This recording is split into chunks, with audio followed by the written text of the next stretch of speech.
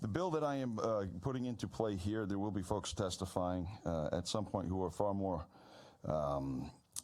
entrenched in the issue than I am and will probably be able to better answer your concerns, is 7675. This is the meals and beverage tax phase-out bill. This is a relatively new bill, or new tax, rather. It was implemented in 2003.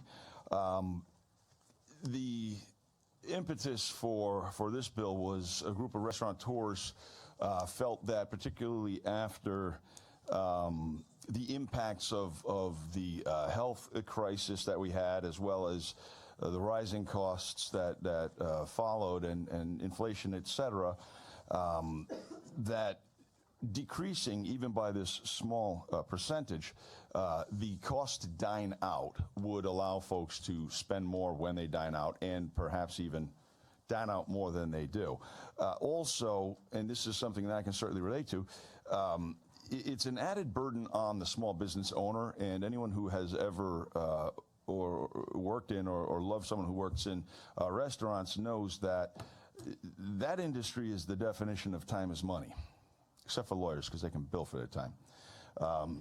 That industry, every minute matters, and these folks will find themselves up at 2 o'clock in the morning working to remit their sales tax, working to collect and remit this tax, et cetera, et cetera.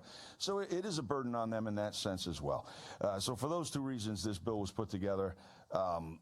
And you might say to yourselves, well, that tax goes directly back to the municipality in which the operation resides, and you'd be absolutely right.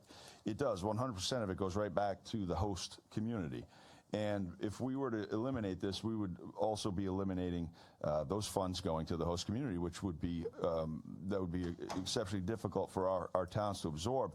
However, we have done this in the past. We've done this in the past, most recently with a car tax, actually most recently with the tangibles tax, frankly. But before that, more well-known was the motor vehicles tax.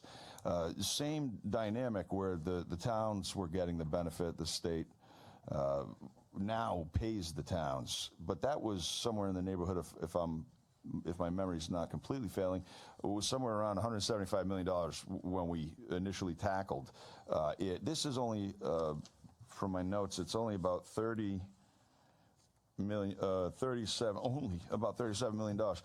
So it's about 5 times as small as what we did with the car tax. It's been done before. It can be done again.